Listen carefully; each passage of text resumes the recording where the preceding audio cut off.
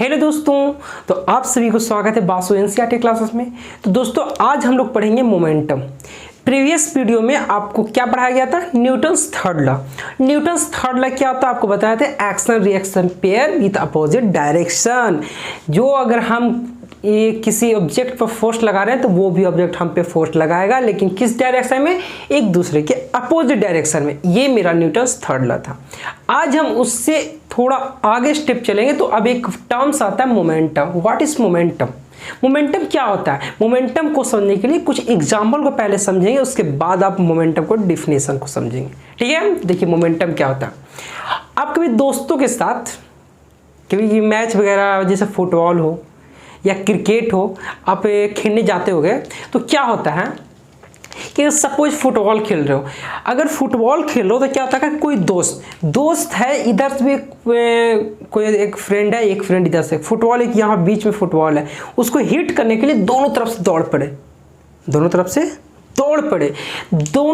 दौड़ पड़े पर अगर आपस में कोलाइड हो जाए, मतलब टकरा जाए, तो क्या होता है? मज़ा आ जाता है। आता है ना मज़ा? क्योंकि है कि ये देखिए, ये किसी एक ऑब्जेक्ट का कुछ मास होगा। अरे कि मेरा ये मतलब ये मैं हूँ, ये मेरा दोस्त है, तो मेरा कुछ तो मास होगा। ऐसे तो मैं बिना मास के हूँ। अरे मेरे इतना बड़ा शरीर, तो मास तो होगा ही ना। तो जब मास होगा तो जब किसी एक मेरा कुछ भी मास होगा, हम मान लिया जाए कुछ वेलोसिटी से इधर से दौड़े, वो इसका कुछ मास हो, ये कुछ वेलोसिटी से इधर से दौड़े। अगर दोनों आपस में टकरा जाए तो क्या होता है? चोट लगेगी, ज़्यादा किसी को नुकसान हो जाए, चाहे हमें होगा या उससे हो जाए, किसी को भी ज़्यादा नुकसान होगा। किस कारण होगा? क्योंकि मास भी है, वेलोसिटी और मास को एकदम एक साथ कंबाइन हो जाए। इसका भी अब आपस में टकराने के बाद क्या होता है कि दोनों तरफ ज़्यादा फोर्स लग जाता है। फोर्स लगने से क्या होता है कि चोट ज़्यादा लगेगी। ज़्यादा तो लड़ाई होगा तो हो सकता है अगर अच्छा फ्रेंड हुआ तो लड़ाई नहीं करेगा। अरे भाई अगर गलती हो गया अगर वही है कि दूसरा अपोजिट टीम का रहेगा तो भाई लड़ाई हो जाएगा। तो ज़्यादा चोट लग जाने के कारण क्या होता है? उसमें मोमेंटम एक क्रिएट होता है। क्या होता है? मोमेंटम क्रिएट होता है। एक मोमेंटम टर्म्स इसी से आता है कि अगर कोई मूविंग ऑब्जेक्ट जिसमें मास हो, वो मूव कर रहा हो, अगर मूविंग ऑब्जेक्ट में उसी का जो प्रोडक्ट होता है वही मोमेंटम कहलाता है। ठीक है, जैसे आप समझिए कि सपोज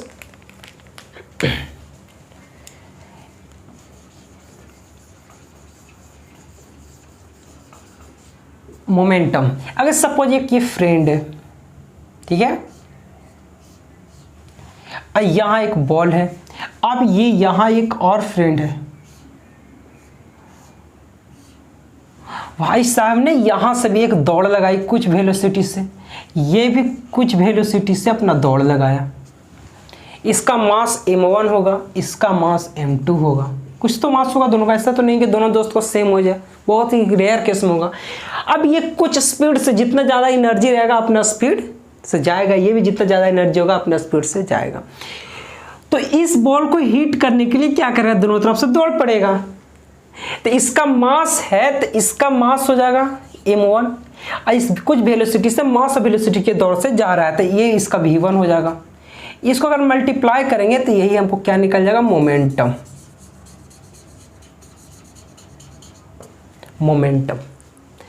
इसी तरह से इसमें भी क्या हो जाएगा? m2 into v2 is equal to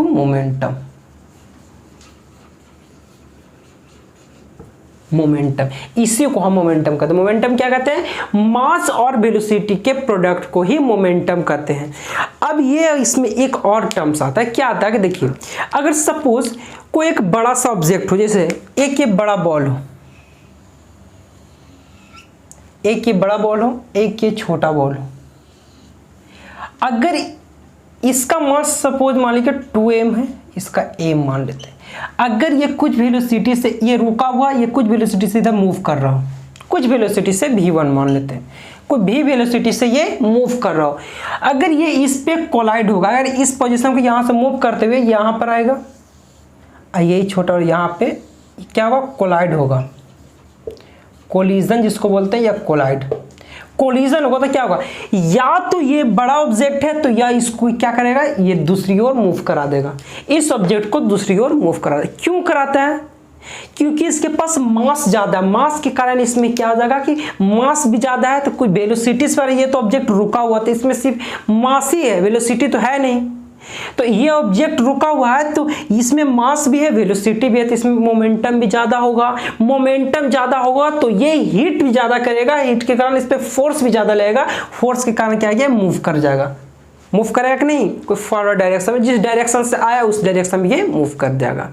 ये हुआ कि नहीं, क्यों होगा, क्योंकि इसमें फोर्स भी है, सॉरी इसमें वेलोसिटी भी है, इसमें क्या है, मास भी है, जिसके कारण ये किसी डायरेक्शन में मूव कर जाएगा, ये इसी पोजीशन पे रुक जाएगा। अगर सपोज ये ऑब्जेक्ट छोटा होता, ये बड़ा होता, तो क्या होता, या तो ये दूसरे जैसे एक बड़ा ऑब्जेक्ट, एकदम बड़ा ऑब्जेक्ट, ये एक छोटा ऑब्जेक्ट है, इस पर टकराता तो हो सकता है इसका इतना मोमेंटम ना हो कि इसको मूव करा दे, बड़े वाले ऑब्जेक्ट को।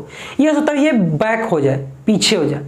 क्यों, क्योंकि इसमें जो फोर्स और वेलोसिटी का जो प्रोडक्ट है, इसके जो मास है उसके बराबर भी ना हो पा रहा हो, जिसके कारण क्या ऑब्जेक्ट जा रहा है यहीं से टकरा के वापस रिटर्न आ जा रहा है, क्योंकि ये बहुत हैवी हो।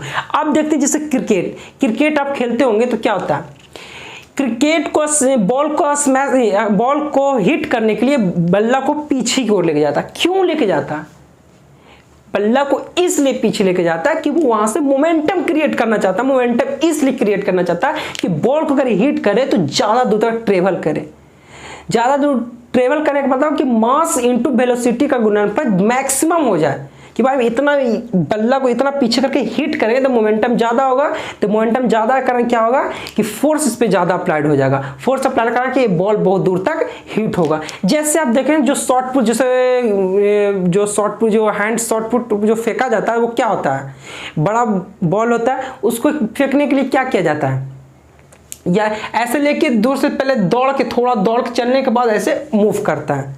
उसमें क्या होता है कि ये जो इतना जो दौड़ के गया, ये अपना वेलोसिटी को गेन किया, इसका मास तो रहता ही है, इसमें वेलोसिटी भी गेन किया, तो वो इतना वेलोसिटी गेन किया कि ताकि ये ज़्यादा दूर तक डिस्प्लेस हो, ज़्यादा दूर तक इसमें मोमेंटम ज़्यादा क्रिएट हो और ये ज़्यादा दूर तक डिस्प्लेस हो।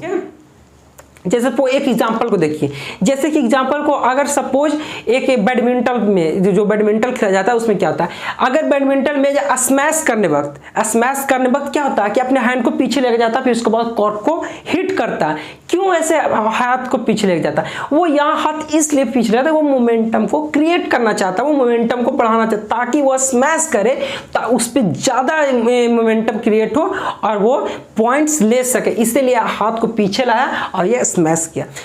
तो अब इसमें बोलोगे कि अच्छा ठीक है ऐसी बात है, तो जैसे एग्जाम्पल को समझ के आप ये बता सकते भाई कि मोमेंटम जो होता है कि जितना भी मोमेंटम हो वो क्या हो सके, एक ऑब्जेक्ट पे ये डिपेंड कर सकता है उसके मास पे और उसके वेलोसिटी पे। क्या होता है, मास या वेलोसिटी पे डिपेंड करेगा, या तो उसका मास बड़ा हो जाए या इसका वेलोसिटी बड़ा हो जाए, या इसका वेलोसिटी बड़ा हो जाए या मास बड़ा हो जाए, कुछ भी एक बड़ा हो जाए तो उस पर डिपेंड करेगा, क्योंकि मोमेंटम में डायरेक्टली प्रोपोर्शनल होता है मास का भी और वेलोसिटी का भी। ठीक है, अब देखिए जैसे एग्जाम्पल को और समझेंगे।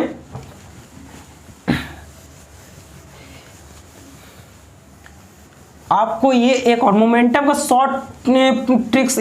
शॉर्टकट क्या शो किया जाता है, मोमेंटम को शॉर्ट में पी लिखा जाता है। ठीक है, अब इसमें एक और चीज पॉइंट को समझिए कि अगर सपोज जो बल्ला को जो हीट करता है तो तुम कह सकते कि सर बल्ला को और पीछे तक लेके जाए उसके बाद हीट करे, तो देखो क्या होता है। अगर तुम बोलोगे कि जो हाई जंप करता है या लॉन्ग जंप करता है तो उसमें भी क्या रनिंग करता है, रनिंग क्यों करता है, वेलोसिटी को गेन करने के लिए, वेलोसिटी को गेन करने के लिए ताकि मोमेंटम ज़्यादा हो, हम ज़्यादा दूर तक हम आगे कूद सके या ज़्यादा हाइट तक जंप कर सके। क्यों, क्योंकि वेलोसिटी इंक्रीज करेंगे और मास तो मेरा है ही है उसमें वेलोसिटी, क्योंकि मास तो यहाँ पे फिक्स है मेरा, तो मोमेंटम इंक्रीज करने के लिए सिर्फ एक ही वेरिएबल क्या है भाई, मेरा वेलोसिटी। वेलोसिटी को हम जितना मतलब कि वेलोसिटी को कितना मैक्सिमम पर हम करें ताकि हम ये लॉन्ग जंप या हाई जंप में अच्छा परफॉर्मेंस दे सके, या हाई जंप में ज़्यादा तक जंप कर सके, ऊंचा तक, लॉन्ग जंप में ज़्यादा डिस्टेंस तक ट्रेवल करें, क्योंकि इसमें मास फिक्स होगा, वेलोसिटी को चेंज करना है। अब तुम बोलोगे दिमाग में ये जरूर चलाओ कि और हम ज़्यादा दूर तक वेलोसिटी मतलब ज़्यादा पीछे से या ज़्यादा दूर से और रनिंग करते हैं तो और मोमेंटम क्रिएट कर सकते हैं। जी नहीं। आप ये बताओ, मोमेंटम सिर्फ आप मास और वेलोसिटी से क्रिएट तो कर सकते हैं, लेकिन आपका एनर्जी भी तो चाहिए ना। हाँ, आप अगर सपोज वेलोसिटी अगर इंक्रीज करोगे तो ज़्यादा दूर से रनिंग करना चाहोगे, तो ज़्यादा दूर से रनिंग करने से थोड़ी ना वेलोसिटी इंक्रीज होगा, क्योंकि ज़्यादा दूर से रनिंग करोगे तो एनर्जी लॉस होगा, उसमें आपका वेलोसिटी में डिक्रीज भी होगा। इसीलिए कोई मैक्सिमम हाई मतलब मैक्सिमम एक पार्टिकुलर डिस्टेंस होगा जिसका वो मेजरिंग जो अपना अपना एक अलग अलग मेजरिंग डिस्टेंस होगा। ठीक है, कि भाई इतना से हम मैक्सिमम इतना से हम रनिंग करेंगे तो ही हम क्या बोल सकते हैं, ज़्यादा मोमेंटम क्रिएट कर सकते हैं। अगर इससे ज़्यादा रनिंग करते हैं तो और मोमेंटम मेरा कम जाएगा। ऐसा नहीं कि वे ज़्यादा दूर से डिस्टेंस से दौड़ते आएंगे तो मोमेंटम ज़्यादा क्रिएट हो जाएगा, नहीं, क्योंकि है कि वो मैक्सिमम एक पार्टिकुलर मतलब कि मेजर क्या हो रहा है कि भाई इतना से हम रनिंग करेंगे तो मोमेंटम मेरा इसमें मैक्सिमम क्रिएट होगा, नहीं तो अदरवाइज नहीं होगा। जैसे बॉलर को देखते हो, बॉलर जो जैसे कोई भी बॉलर स्पिन हो या फास्टर हो तो क्या होता है, अपना मेजर करता है बॉलिंग करने से, पिच को पहले मेजर करता है क्या कि हम इतना डेग लेंगे या इतना स्टेप लेने के बाद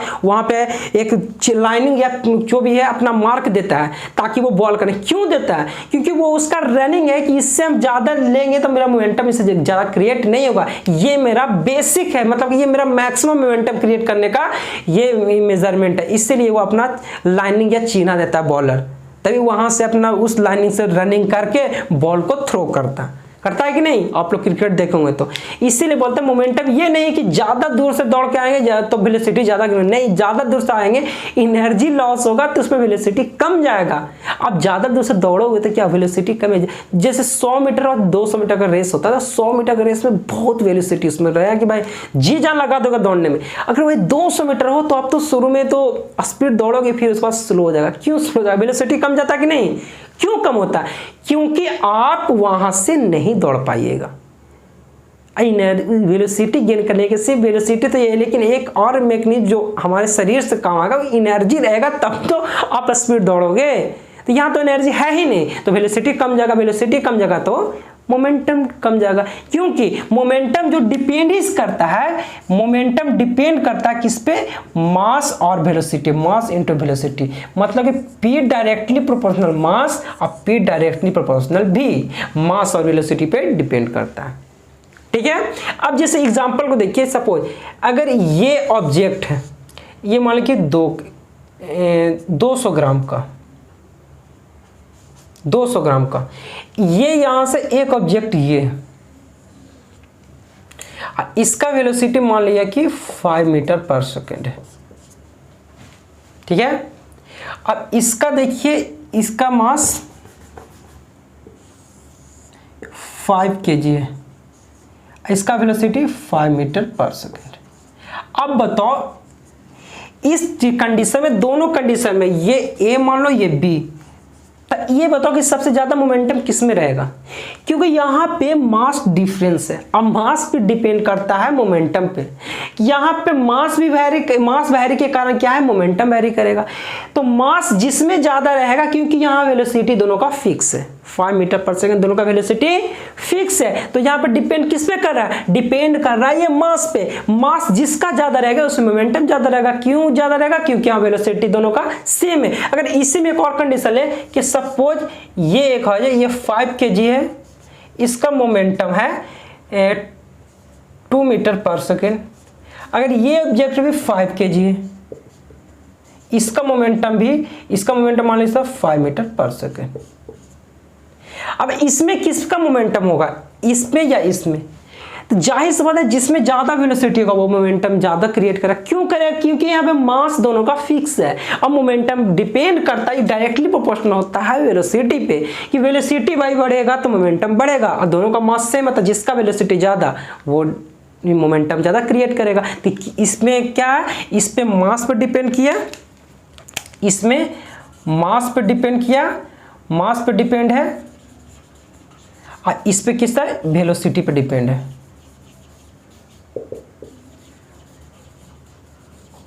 ठीक है, मास पे डिपेंड हो गया, ये वेलोसिटी पे डिपेंड हो गया। समझ में आ रही है आपको।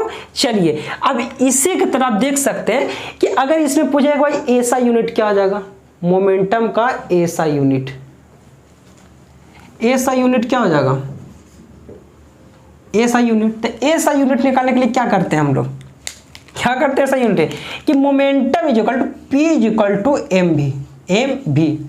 तो v का मतलब हो गया सॉरी m का मतलब हो गया मास।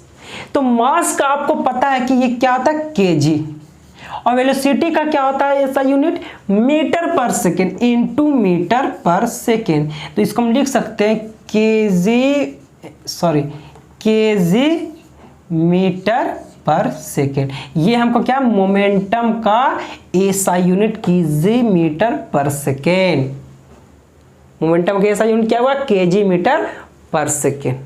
ठीक है, अब इससे पूछेगा भाई सर ये कैसा क्वांटिटी है, क्वांटिटी समझ रहे हो, फिजिकल क्वांटिटी कौन सा, क्योंकि मोमेंटम तो हम पहले बताएंगे मोमेंटम क्या था मास, और उसमें अगर वेलोसिटी को मास वेलोसिटी का प्रोडक्ट ही मोमेंटम कहलाता है। जिसमें मास हो प्लस में वेलोसिटी, अगर कोई मूवमेंट वाले मास हो जिसमें मूव हो रहा मूविंग हो रहा है जिसमें वेलोसिटी प्रेजेंट हो उसी को हम मोमेंटम कहते हैं। तो इसमें क्या हो रहा है कि जो मोमेंटम में ऐसा यूनिट kg मीटर पर सेकंड है। अगर कहेगा कि कौन सा क्वांटिटी वेक्टर क्वांटिटी है या स्केलर क्वांटिटी, तो आपको पता होना चाहिए कि ये कौन सा क्वांटिटी है, वेक्टर क्वांटिटी। क्यों वेक्टर क्वांटिटी है, क्योंकि जो ये फिजिकल है जो मोमेंटम है ये मास और इनटू वेलोसिटी जो हुआ ये हमारा एक क्वांटिटी दे रहा है। ठीक है, ये तो हमको कोई क्वांटिटी देगा, रिजल्टेंट देगा, तो इसका मैग्नीट्यूड हो जाएगा, इसमें मैग्नीट्यूड हो जाएगा। ठीक है, ये मैग्नीट्यूड कुछ देगा, मैग्नीट्यूड देगा ना। अब वेलोसिटी वैसा वेलोसिटी आपको हम क्या बताए थे, ये वेलोसिटी कोई पार्टिकुलर डायरेक्शन में जाता है। क्या डायरेक्शन में जाता है, किसी भी पार्टिकुलर डायरेक्शन में जाता है। जैसे आप वेलोसिटी अगर सपोज वेलोसिटी इस डायरेक्शन में नॉर्थ और साउथ, वेलोसिटी का मतलब हुआ कि कोई एक पार्टिकुलर डायरेक्शन, स्पीड का मतलब हुआ कि कोई डायरेक्शन से कोई मतलब नहीं, किसी भी साइड में जा सकता है। लेकिन वेलोसिटी है कोई एक पार्टिकुलर डायरेक्शन होता है, डिफाइन होता है, चाहे वो नॉर्थ हो, चाहे साउथ हो, वेस्ट हो, नॉर्थ ईस्ट हो, साउथ ईस्ट हो, साउथ वेस्ट हो, नॉर्थ वेस्ट हो, कुछ भी हो, लेकिन एक पार्टिकुलर डायरेक्शन होता है। तो इसमें हुआ कि मैग्नीट्यूड ऑफ वेलोसिटी हमारा क्या हुआ, एक वेलोसिटी मेरा है वेक्टर क्वांटिटी, वेक्टर क्वांटिटी, ये वेलोसिटी मेरा वेक्टर क्वांटिटी है। अगर ये देखो मैग्नीट्यूड भी है, ये वेलोसिटी वेक्टर क्वांटिटी। अगर किसी में अगर ये मैग्नीट्यूड और वेक्टर क्वांटिटी को मल्टीप्लाई कर दिया जाए तो उसका रिजल्ट भी क्या होता है, वेक्टर क्वांटिटी देता है। क्योंकि इसमें देखिए मैग्नीट्यूड भी प्रेजेंट है मोमेंटम में और वेक्टर क्वांटिटी भी प्रेजेंट है। तो वेक्टर क्वांटिटी मतलब कि डायरेक्शन, वेलोसिटी क्या मेरा डायरेक्शन को देता है, तो मैग्नीट्यूड भी है डायरेक्शन भी, इसलिए क्या हो गया, एक वेक्टर क्वांटिटी हो गया, वेक्टर क्वांटिटी, वेक्टर क्वांटिटी क्या गया, मोमेंटम क्या है, एक वेक्टर क्वांटिटी। अब बोलेगा कि मोमेंटम का डायरेक्शन क्या हो सकता है, तो जिस डायरेक्शन में इसका वेलोसिटी होगा उसी डायरेक्शन में इसका मोमेंटम होगा, क्योंकि वेलोसिटी ही एक वेक्टर क्वांटिटी है। मास तो वेक्टर क्वांटिटी नहीं, वो तो स्केलर है, लेकिन वेलोसिटी है, वेलोसिटी एक वेक्टर क्वांटिटी है। तो जिस डायरेक्शन इसका वेक्टर का वेलोसिटी का जिस डायरेक्शन में मूवमेंट होगा उसी डायरेक्शन में इसका मोमेंटम का भी मोशन होगा। तो जिस डायरेक्शन में मोमेंटम हो वेलोसिटी होगा उसी डायरेक्शन में मोमेंटम होगा। ठीक है, क्या होगा, जिस डायरेक्शन में वेलोसिटी होगा उसी डायरेक्शन में मोमेंटम होगा। ये था आपका मोमेंटम का। उसका एसआई यूनिट क्या है, इसका कौन सा क्वांटिटी है, तो वेक्टर क्वांटिटी है। इसका फॉर्मूला क्या होता है, P is equal to M V होता है, मास इनटू वेलोसिटी। अब इसमें बोल देगा कि भाई जो मोमेंटम का डायरेक्शन, तो डायरेक्शन जिधर वेक्टर का डायरेक्शन होगा सेम एज वेक्टर डायरेक्शन। ठीक है, P का जो डायरेक्शन होगा इज इक्वल टू वेक्टर का डायरेक्शन।